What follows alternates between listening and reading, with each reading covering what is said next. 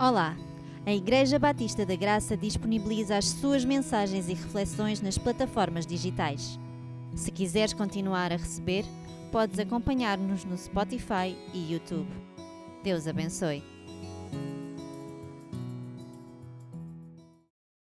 Conforme fomos dizendo, hoje é um dia muito especial para todos nós, mas também especialmente para as 8 pessoas que serão batizadas. Foi um prazer caminhar convosco, ao vosso lado, e a certeza também que continuarei e continuaremos enquanto igreja a caminhar ao vosso lado. Depois de manifestarem fé em Jesus como vosso Salvador e Senhor, então irão mostrar publicamente a vossa fé. Para alguns que estão aqui a participar, talvez seja a primeira vez que vão ver um momento destes. É normal que haja dúvidas, tais como o que é o batismo, porque é que ele é tão significativo para os cristãos. Neste ato, as pessoas que irão ser batizadas, elas não estão simplesmente a entrar na água num dia chuvoso, elas também não estão a ser salvas hoje, porque o batismo, ele não salva.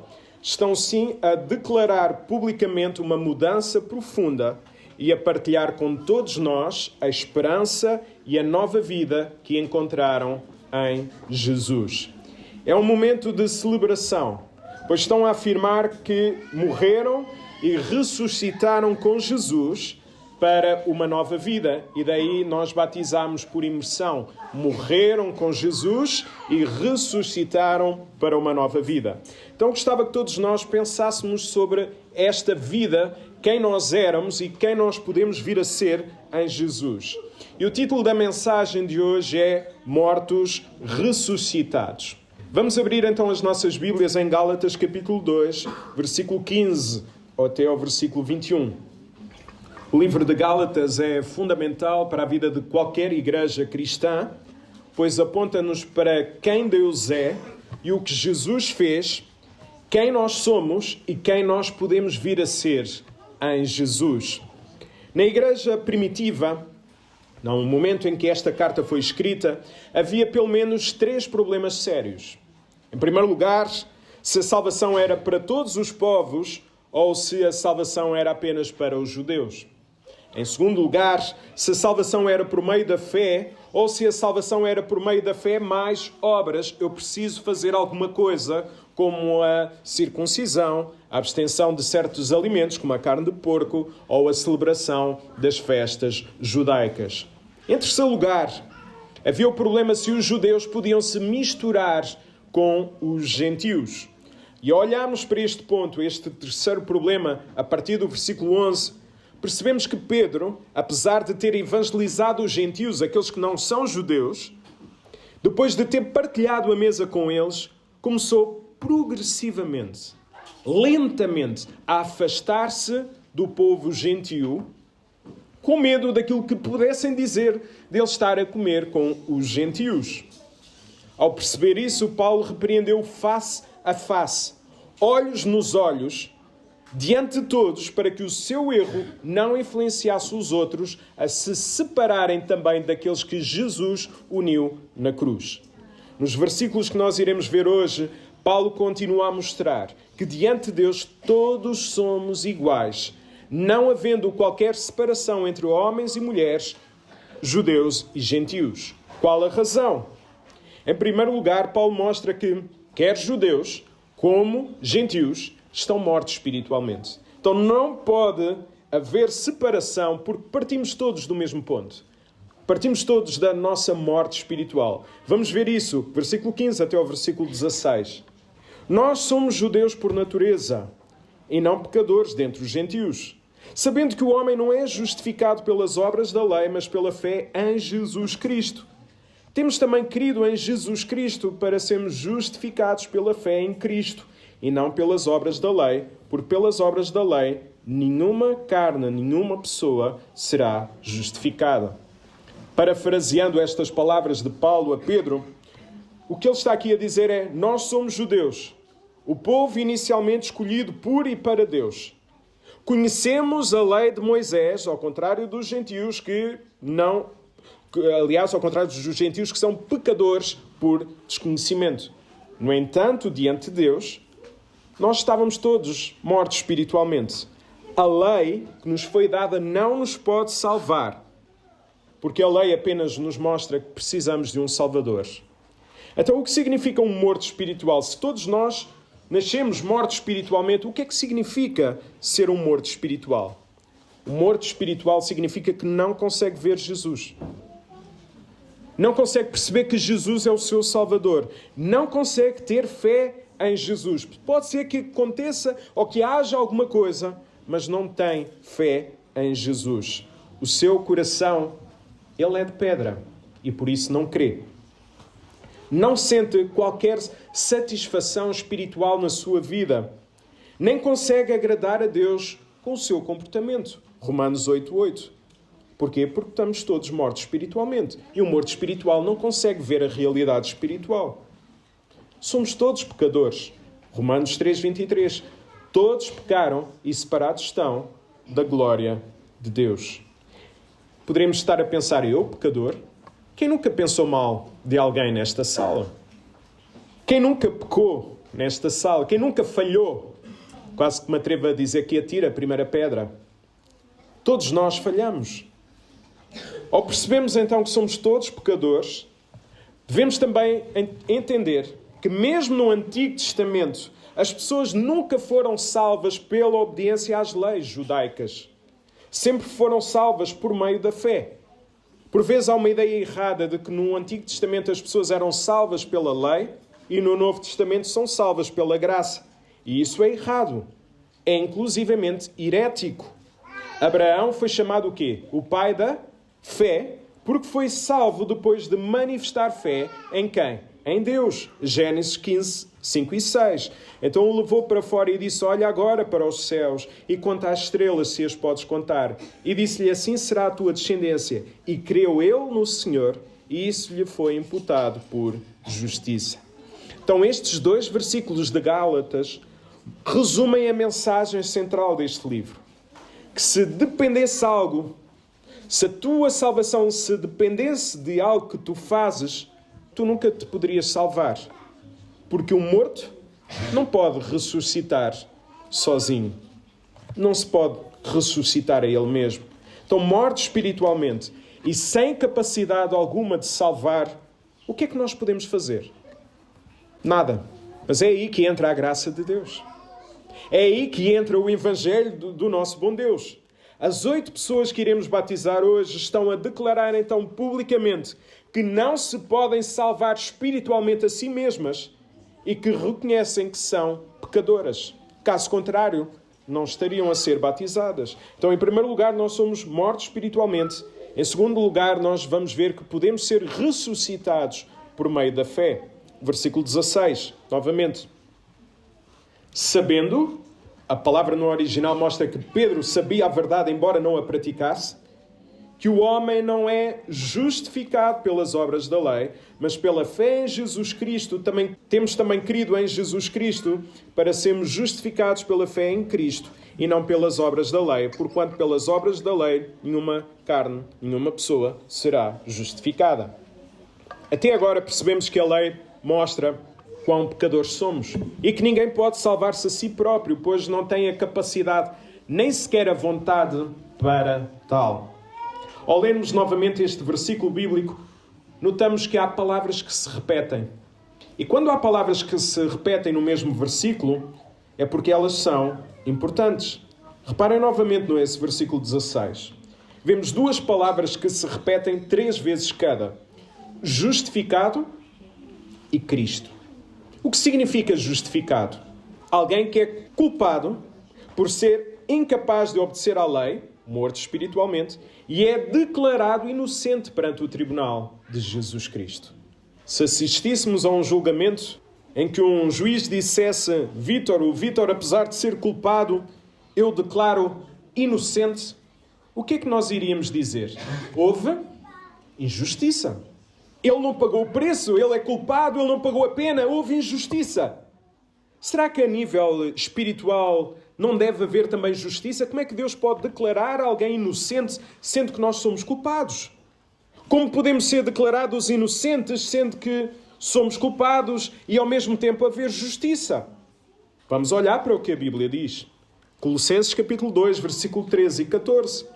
Quando estavam ainda incircuncisos e mortos pelos vossos pecados, Deus deu-vos vida juntamente com Cristo, perdoando todos os nossos pecados.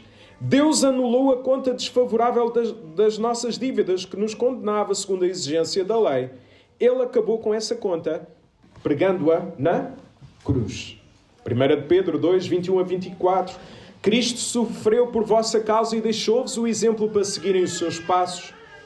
Ele não cometeu nenhum pecado, nem se ouviu uma mentira sair da sua boca. Quando o insultava, não respondia com insultos. Quando sofria, não ameaçava, mas entregava-se a Deus que julga com justiça. Versículo 24. Suportou os nossos pecados no seu corpo sobre a cruz para que morrêssemos para o pecado e vivêssemos para a justiça. Pelas suas feridas, vocês foram curados. Paulo ensina-nos então que Jesus, sendo Deus, veio até nós. Ele cumpriu a lei no nosso lugar porque ele sim foi perfeito. Nele não foi achado pecado, conforme vimos. Além disso, na cruz, Jesus levou sobre si a nossa pena, para que houvesse dessa forma justiça. E Jesus dá-nos assim a sua inocência e ele levou sobre si o nosso castigo. Ao levar sobre si a pena, houve então justiça, para que ninguém diga, não houve justiça neste tribunal. Houve. Na cruz houve justiça sobre Jesus. Então nunca nos esqueçamos. Na cruz, o Filho de Deus morre e os filhos da ira vivem. Na cruz não houve uma troca que se considere justa. O que é que houve na cruz? Graça. Dom imerecido. Pessoas pecadoras podem ser declaradas inocentes e aquele que é inocente foi declarado culpado. Segundo aos Coríntios 5, 21, aquele que não conheceu pecado, Deus o fez pecado por nós, para que nele fôssemos feitos justiça de Deus. Então as pessoas que estão mortas espiritualmente só podem ser ressuscitadas se tiverem fé que Jesus morreu naquela cruz e se arrependerem dos seus pecados. Porquê? Porque se confessarmos os nossos pecados, Ele é fiel e justo para nos perdoar e purificar de toda a injustiça. 1 João 1,9. Então, ter fé em Jesus é dizer-lhe, eu rendo-me a ti. Eu aceito tudo o que tu fizeste por mim, Jesus. Eu aceito quem tu és na minha vida. Se creres então de todo o teu coração que Jesus morreu naquela cruz pelos teus pecados, se te arrependeres, acredita que serás salvo e ressuscitarás espiritualmente. Este é o Evangelho da graça de Deus. E ao ressuscitar serás declarado inocente e poderás estar com Deus para todo o sempre. Em Jesus há salvação. Em Jesus há satisfação. Tantas pessoas à procura de satisfação, quando em Jesus nós podemos encontrar satisfação, embora possamos não ter nada nesta vida. No momento em que somos ressuscitados pela fé, ocorre uma transformação. Já não vivemos para nós próprios, mas para Cristo que vive em nós. Iremos então batizar 8 pessoas que dirão publicamente que são pecadoras, mas, ao mesmo tempo, que morreram e ressuscitaram com Jesus para uma nova vida. Então vimos até agora que somos mortos espiritualmente, podemos ser ressuscitados por meio da fé. Em terceiro lugar, vamos ver que os ressuscitados vivem para Jesus. Versículo 17 e 18. Pois se nós que procuramos ser justificados em Cristo, nós mesmos também somos achados pecadores, é porventura Cristo ministro do pecado? De maneira alguma. Versículo 18. Porque se tornam a edificar aquilo que destruí, constituo-me a mim mesmo transgressor. Os opositores de Paulo estavam a acusá-lo. Então, Paulo, estás a dizer que a lei não serve para salvar? Então, se a lei não serve, estás a dizer para as pessoas pecarem. Porque se elas são salvas por meio da fé, então elas podem pecar à vontade. E nestes versículos nós vemos aqui uma refutação dessas acusações. Paulo mostra que se fosse verdade aquilo que diziam, Cristo então seria o autor, o ministro do pecado, porque levava as pessoas a pecar. Quando é Cristo que nos liberta da lei. Além disso, Paulo mostra-lhes que estamos libertos de obedecer para sermos salvos, mas somos salvos para viver para Deus ou obedecer aos seus mandamentos. Ou seja, Paulo o que está aqui a dizer é, nós não somos salvos pela nossa obediência, nós somos salvos para obedecer. Não mais pelas leis cerimoniais, porque essas foram abolidas em Jesus, mas aos seus mandamentos. Versículo 19 a versículo 21. Porque eu pela lei estou morto para a lei, para viver para Deus. Versículo 20, já estou crucificado com Cristo e vivo não mais eu, mas Cristo vive em mim. E a vida que agora vivo na carne, vivo-a pela fé do Filho de Deus, o qual me amou e se entregou a si mesmo por mim. Não aniquilo a graça de Deus, porque se a justiça provém da lei, segue-se que Cristo morreu em vão. Então os mortos que são ressuscitados com Jesus morrem para o seu eu, para viverem para aquele que diz, eu sou. Então nós deixamos de viver para o nosso eu, para vivermos para aquele que diz, eu sou. E esse que diz, eu sou, é quem? Jesus. Por isso, quando os falsos profetas afirmavam que se a lei não era necessária, então podíamos pecar livremente, Paulo responde, não. Aquele que foi salvo já não vive mais para si, mas para Cristo. Porque o pecado afirma, eu vivo para mim mesmo, e a salvação indica, eu vivo para Deus. Com isso, Paulo destrói uma ideia presente em muitos lugares. Se já sou salvo, então eu posso viver como quero, até porque eu não posso perder a salvação. Paulo destrói isto. Então, qual é a diferença entre uma pessoa salva e uma pessoa que não é salva? Por Jesus. Não é a perfeição. Ninguém a irá conseguir aqui nesta terra. É muito normal verem cristãos a pecarem. Mas já não será muito normal se depois do pecado já não acontecer alguma coisa. Então qual a diferença? O que é que vai acontecer a seguir se o cristão pecar ou quando pecar? Vou medir as palavras naquilo que vou dizer. Quem é salvo até pode sentir prazer ao pecar. Mas após pecar irá sentir tristeza. Uma tristeza que leva ao arrependimento, que significa mudança. E após algum tempo, a alegria irá surgir novamente, não pelo pecado cometido, mas pelo perdão recebido. Nós podemos sentir prazer quando estamos a pecar, mas depois a consciência pesa. O Espírito Santo mexe connosco. A tristeza vem, o desejo de mudar surge. E depois a alegria acontece, não pelo pecado que cometemos, mas pelo perdão que recebemos. 1 João 3,9, todo aquele que é nascido de Deus não vive na prática do pecado, pois o que permanece nele é semente divina. Ora, esse não pode viver pecando, porque é nascido de Deus. Qual tem sido a prática da nossa vida, depois de termos pecado? Como é bom olhar para Deus e saber que somos amados, independentemente daquilo que nós fizemos. Que paz é saber que Ele ouvirá um coração arrependido, porque Jesus pagou o preço do nosso pecado. Se tiveres dúvidas se és salvo depois de teres cometido um pecado, é porque de facto tu és salvo. Porque quem não é salvo não sente nada disso. É igual ao litro. Então Deus ama-nos não porque o merecemos, mas por causa da sua graça. Somos pecadores incapazes de salvar-nos a nós espiritualmente. Tanto é que Deus teve que enviar o seu próprio Filho para morrer para todos nós, quando eu não dava nenhum filho por nenhum de vós. Ao sabermos disto, não deve haver qualquer tipo de orgulho, qualquer tipo de arrogância, porque ao sermos salvos por graça e não por mérito, toda a vaidade pessoal irá acabar. Por isso, nós, enquanto cristãos, não devemos admitir arrogância, soberba, superioridade. Somos todos iguais. Deixa-me perguntar-te, tens sido feliz? Tens encontrado paz na tua vida? Tens sentido contentamento apesar de todos os problemas que possas ter, seja doenças, incompreensões, perturbações ou qualquer outra coisa? O amor de Deus, quando nos alcança, preenche a nossa vida a tal ponto de nós podemos dizer, está tudo bem com a minha alma. Eu não sei o que vai acontecer com o trabalho. Eu não sei o que vai acontecer com a operação. mas está tudo bem com a minha alma, porque eu sou feliz com Jesus. E quando somos felizes com Jesus, nós vamos aguentar, ainda que possamos chorar, mas não vamos chorar desesperadamente. Vamos chorar enquanto esperamos por aquele que sabe todas as coisas. Deus salvou-me quando eu tinha 6 anos. Eu fui batizado com 8 anos. De facto, não me lembro como era a minha vida sem Jesus. No entanto, eu sei bem quem eu seria sem Jesus a viver em mim. E essa imagem é perturbadora, aterradora.